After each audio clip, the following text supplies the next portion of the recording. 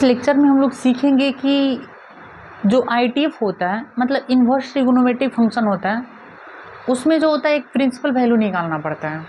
क्या निकालना पड़ता है? Principal value. और ये जो आपके एग्जाम में ना सर, मतलब फाइनल एग्जाम में ना 2-3 को क्वेश्चन तो डायरेक्ट रूप से पूछा जाता है आपसे, ठीक है। मतलब ऑब्जेक्टिव में भी पूछा जाता है और कभी कभी सब्जेक्टिव में भी पूछा जाता है, ठीक है। तो देखते हैं हम लोग, और इस वीडियो में हम लोग पूरी तरह से सीखने का प्रयास करते हैं, ठीक है।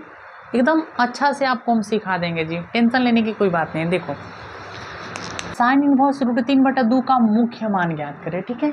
इंग्लिश में इसको बोलेंगे प्रिंसिपल वैल्यू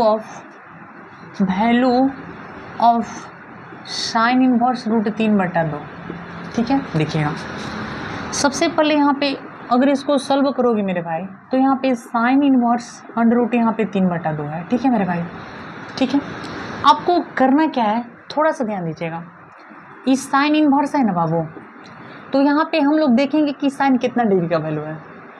नहीं समझ में आ रहा बात? यहाँ पे साइन इनवर्स है तो यहाँ पे हम लोग देखेंगे कि साइन कितना डिग्री का वैल्यू है। साइन आपको पता है कि ये 60 डिग्री का वैल्यू है।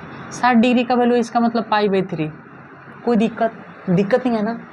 ये हर क्वेश्चन में हम लोग काम करते हैं। ये अगर यहाँ पे tan इनवर्स रहता तो हम लोग देखते कि tan कितना डिग्री का वैल्यू है, ठीक है ना। देखो, तो इसी प्रकार यहाँ पे साइन इनवर्स है तो यहाँ पे देखेंगे कि साइन कितना डिग्री का वैल्यू है, ठीक है। उसके बाद में हम लोगों को रेंज की आवश्यकता होती है। रेंज मतलब साइन इनवर्स का रेंज, इसका मतलब यहाँ पे इसको परिसर बोला जाता है। क्या बोला जाता है मेरे भाई? परिसर। यानी साइन इनवर्स का परिसर क्या होता है? बंद अंतराल में -π/2 से π/2 होता है मेरे भाई। इसका मतलब -90 से 90 होता है और इसके बीच में होता है, जबकि ये भी शामिल होता है, ये भी शामिल होता है और इसके बीच के जितना भी डिग्री होता है वो भी शामिल होता है। थोड़ा ध्यान दीजिएगा। अब यहाँ पे क्या करेंगे, साइन इनवर्स यहाँ पे अब देख रहे हो कि ये जो π/3 है, π/3 का मतलब 60 डिग्री, π/3 का मतलब 60 डिग्री। तो π/3 का मतलब 60 डिग्री। तो आप बताओ कि -90 और 90 के बीच में 60 डिग्री है कि नहीं है? है ना? तो जब है तो एक सूत्र होता है मेरे भाई, सूत्र ये होता है कि साइन इनवर्स साइन x जो होता है वह किसके बराबर होता है? x के बराबर होता है। बात को समझ रहे हैं ना? तो आप बताओ कि x का काम यहाँ पे क्या कर रहा है? π/3। तो यहाँ पे हो जाएगा π/कितना? 3। कोई दिक्कत नहीं है ना? आया समझ में? देखो, ये जो π/3 कब हुआ? जब ये रेंज में था तब। अगर रेंज में नहीं रहता तो उसका कुछ दूसरा उपाय होता, ठीक है।